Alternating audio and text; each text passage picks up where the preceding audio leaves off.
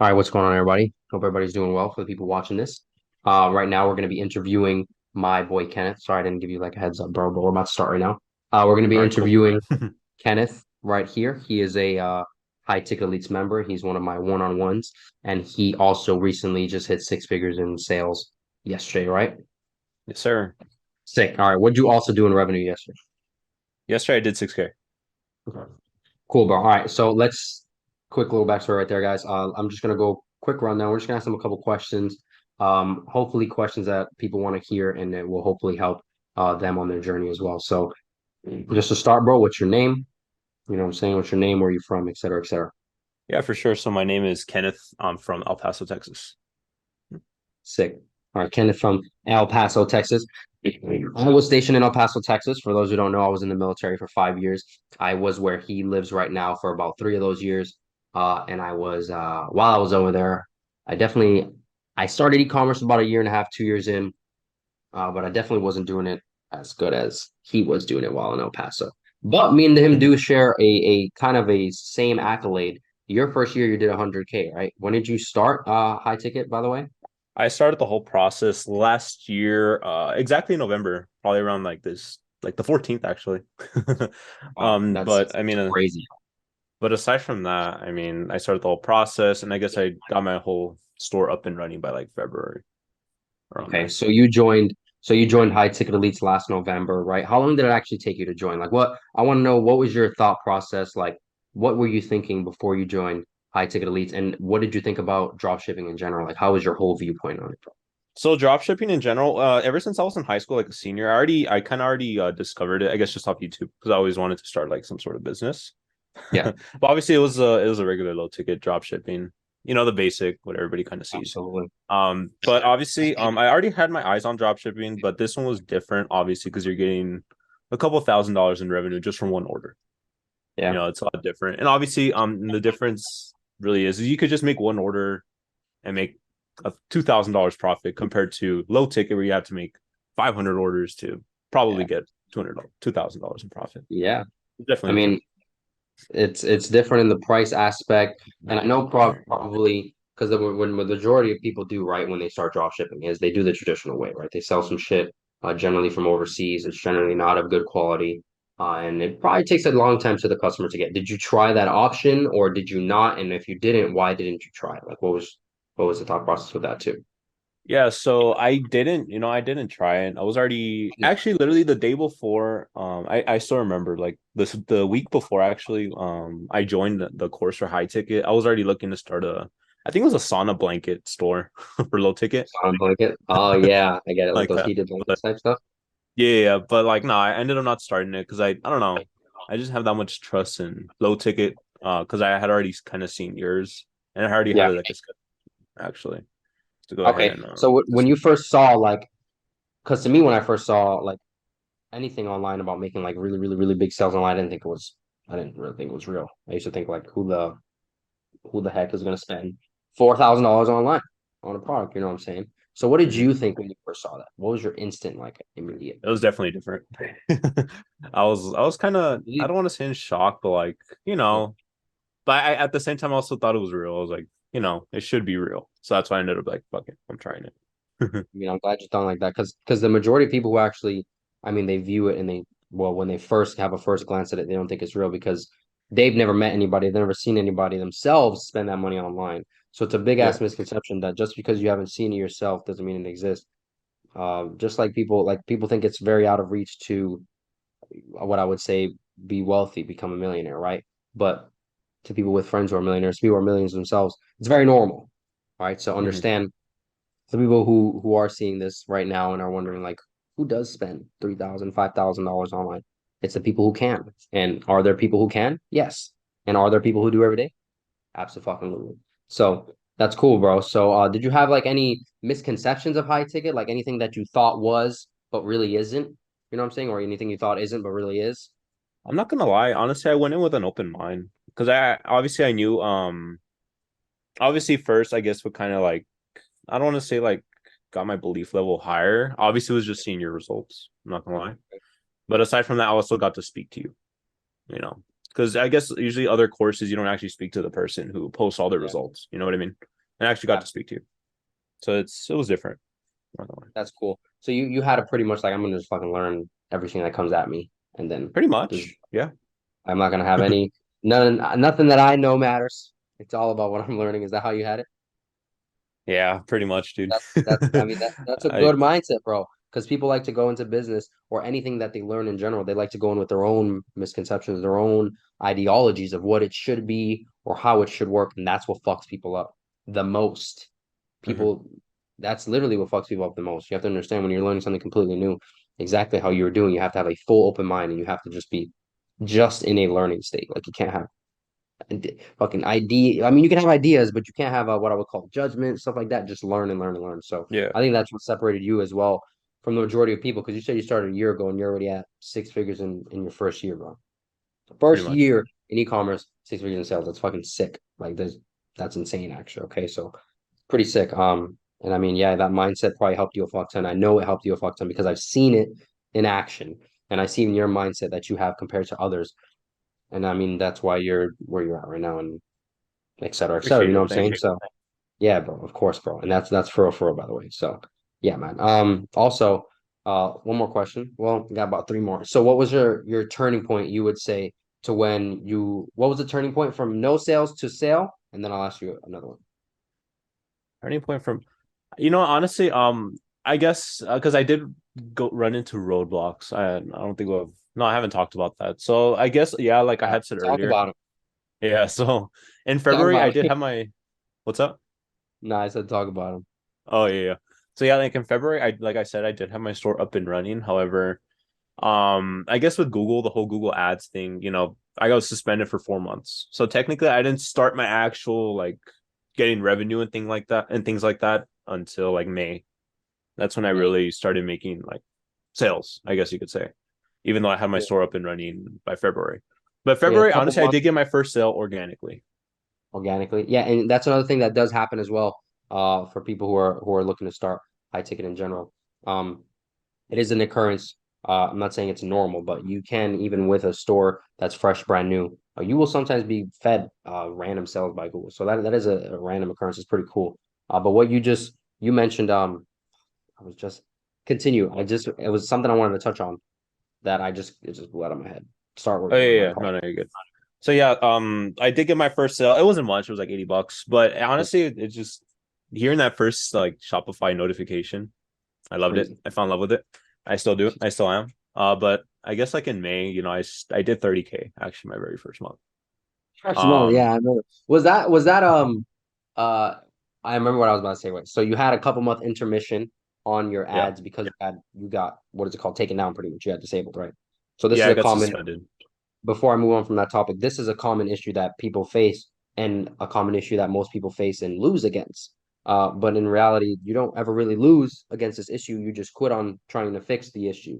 All right. And as you can see from Kenneth, there's a fix. There's literally always a fix. Every single person, every single digital advertiser, every single e-commerce entrepreneur, majority go through what they call account disables on these platforms that we use, Google, Facebook, et cetera, et cetera. These platforms, they disable advertisers all the time, and it's just a common roadblock. So understand that it's a common roadblock.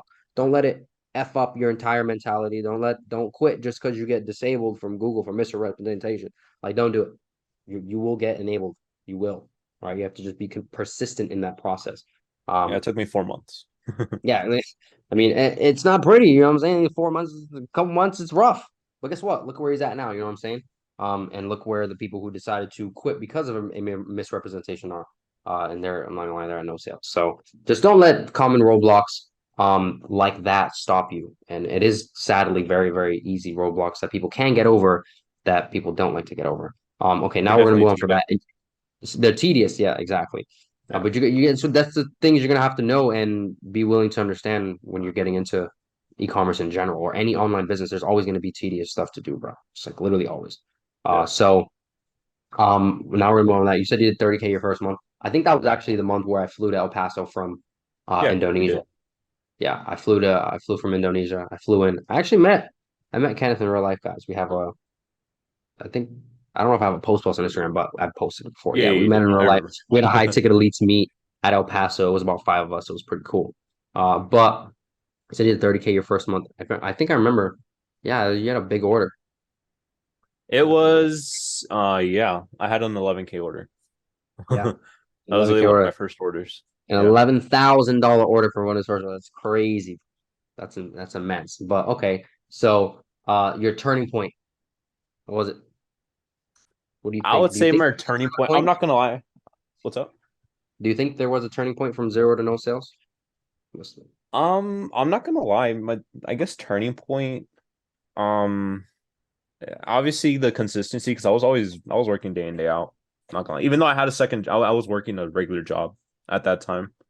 So you started But I being mean, aside consistent. from yeah, I was just being consistent every day, making sure looking at competitors, which is honestly a huge thing, which will help you with your success. That's, Um, but honestly, after getting that first 11K order, my belief level, I mean, it was already pretty high, but obviously I shot it through the roof. You yeah, know, you're all you know, hell yeah, man. And that's that was actually pretty crazy. wild that your one of your first orders was 11,000. That's cool. That's a man. Definitely not normal, I didn't but experience I didn't yeah, experience yeah, it's not that's not a normal. I didn't experience like a five-figure order until like I don't know, man. I think it was probably like 9 months or something. It was deep though.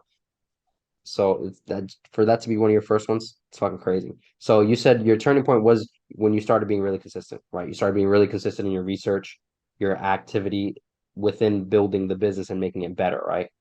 yeah, definitely. Because people like to think that all right, you build a store, you run ads, and that's it. It's done. That's it. Making sales for the rest of my life. No, it's not how it is, Nah, guys. It's not how it is in any business anywhere. So as you can see, he just said his turning point was his consistency in the building process and the learning process, and that's what turned him from pretty much no sales to now where he's at right now. So what would you say? So that was the turning point. And now what was your turning point to making sales more consistently now, like on a daily basis? Like it what was more, happened? yeah, definitely. So more consistently, I'm not gonna lie, I'm not gonna. I know I just said it, but consistency again. You know, obviously working on my ads all the time. See what my Yeah, competition is doing as well. I mean, I know I yeah. touched on that, but I'm not gonna lie, it's a huge thing. You kind of want to see 100%. what kind of sales they're doing. If not, if you don't see what kind of sales they're doing, things like that, you're gonna fall short because you know customers they research when they're gonna spend a couple thousand on an order Mhm. on a product or Mhm. whatever. It's But very honestly, different it's from a low huge ticket. thing. Like these, a lot of people like. Sorry to interrupt. A lot of people don't understand that when you're selling like something that's 5,000 and $10,000, customers are gonna go look at other places. Like they're not just gonna impulse buy, like how traditional e-commerce teaches you. You're not your website is not an impulse website. You're the type of companies and storefronts that are built for high ticket are more corporation like, all right, more very legally set up.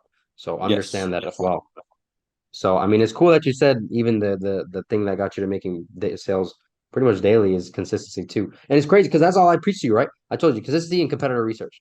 I gotta do competitor research, huge one, right? Definitely. And he Kenneth has said this like again like 3 to 5 times already.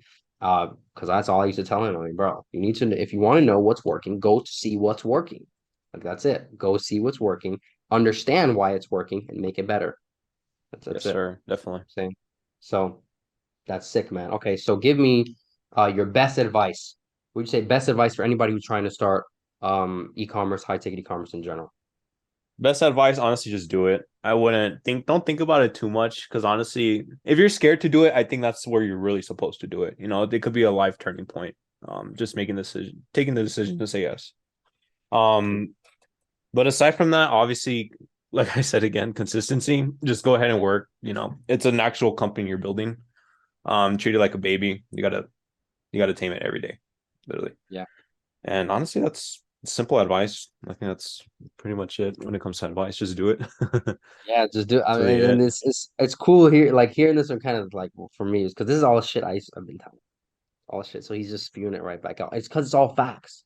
Like it's all uh there. I don't think anything that you said is false. Like it's sort of the same advice that I give for people. Like you're not gonna really ever really know what to do uh until you're really like doing it. Like there's nothing like actually performing into the business. You can do all the planning, you can do all the learning, but until you do something, bro, nothing will happen.